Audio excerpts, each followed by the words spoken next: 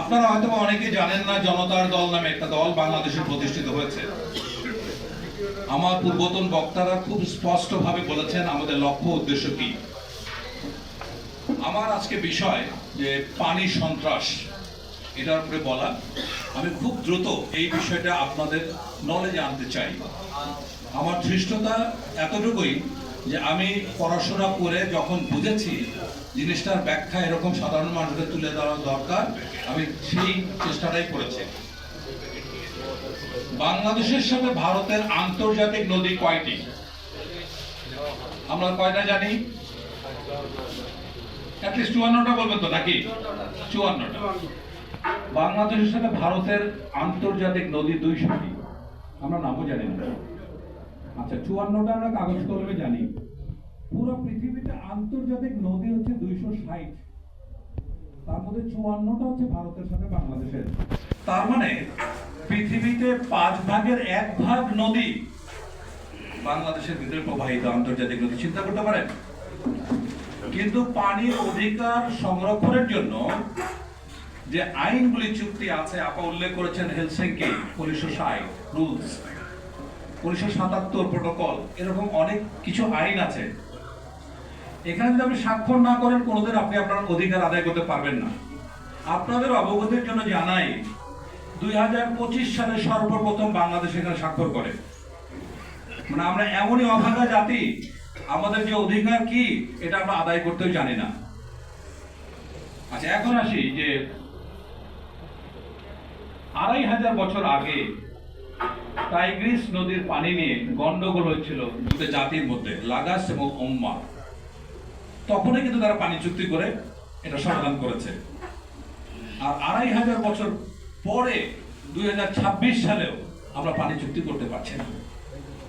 কত বড় মর্মান্তিক বিষয়। এখানে শুধুমাত্র প্রতিবেশী দেশকে দোষারোপ করা ঠিক হবে না। বেসিক্যালি আমরা মীর জাফরের জাতি, বেসিক্যালি কিছু করার নাই তো। এখন যে 54টা নদী আছে, এই 54টা নদীর আমি ফিরিস্তি দেই। মাত্র 3টা নদী নিয়ে চুক্তি হয়েছে, 3টা নদী।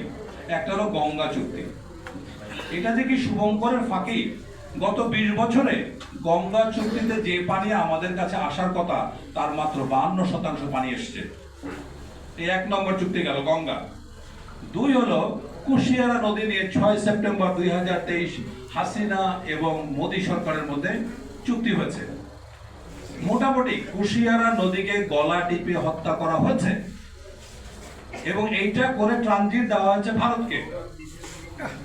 এবং মানবিকতা যে কোন পর্যায়ে আমাদের, আমরা খেতে পারি না, আমাদের ছেলেমেয়েরা মধ্যপ্রাচ্যে নৌকাতে পাড়ি দিয়ে কত লোক মরে যাচ্ছে, আমাদের মানুষের গণকবর আবিষ্কার হচ্ছে থাইল্যান্ডে, কিন্তু আমরা 11 লক্ষ রোহিঙ্গাকে আমরা আশ্রয় দিলাম।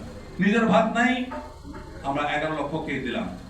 এই একই ঘটনা দেখিয়ে বলে যে ত্রিপুরার সাবরুমের মানুষের খুব কষ্ট হচ্ছে, তাদেরকে আমাদের পানি তুলে দিতে হবে।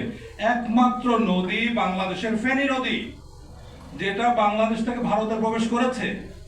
এই ফেনী নদী থেকে হাসিনা সরকার ত্রিপুরা সরকারকে বা সাবরুমবাসীকে প্রতি সেকেন্ডে 1.82 কিউসেক পানি প্রত্যাহারের অনুমতি দিয়েছে।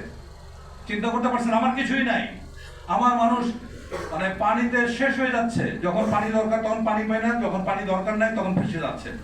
কিন্তু আমরা এতটা মানবিকতা দিলাম। এগুলো 2 নম্বর নদীর চুক্তি। আমি 3টা চুক্তি যে বাংলাদেশের নদীর হয়েছে, তাহলে এই যে আপনার ফেনী নদীর কথা বললাম, একমাত্র নদী বাংলাদেশ থেকে ভারতের কাছে।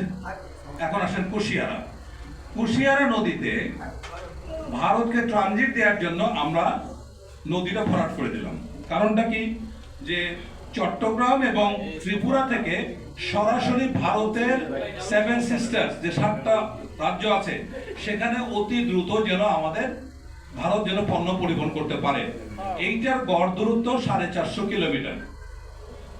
তাছাড়া ভারতকে করতে হয় যেটা পশ্চিমবঙ্গ থেকে, কলকাতা থেকে 7 সিস্টার্সের যে বাকি রাজধানী আছে, এইটার গড় দূরত্ব 1500 কিলোমিটার। তাহলে তাদের সুবিধার জন্য আমরা দিলাম। কেন দিলাম?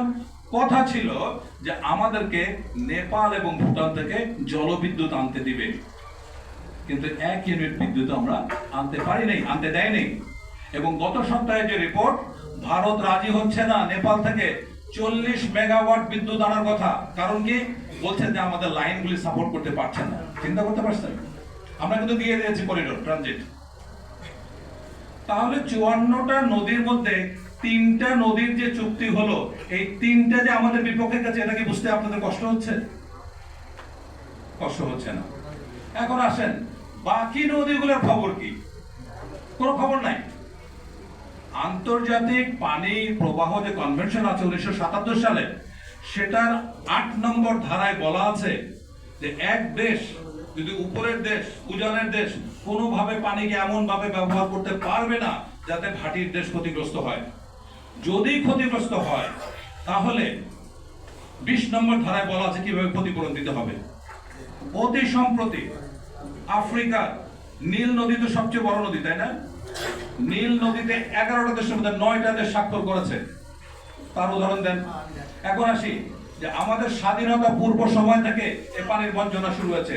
1960 সালে পাকিস্তান ভারতের পানি চুক্তি হয়, যেটা ইন্ডাস ওয়াটার ট্রিটি। 1960 সালে বিশ্ব ব্যাংকের মধ্যস্থতায় ভারত থেকে 3টা নদী পাকিস্তানে প্রবেশ করেছে, পাকিস্তান থেকে 3টা নদী ভারতে প্রবেশ করেছে। তখন বিশ্ব ব্যাংকের মধ্যস্থতায় একটা চুক্তি স্বাক্ষর হলো। সেই সময়ে যখন 1960 সালে চুক্তি স্বাক্ষর হয়, তখন বাংলাদেশের পদ্মা, মেঘনা, যমুনা নদী ভারতের এবং পাকিস্তানের সেই 6টা নদী থেকে বড় নদী।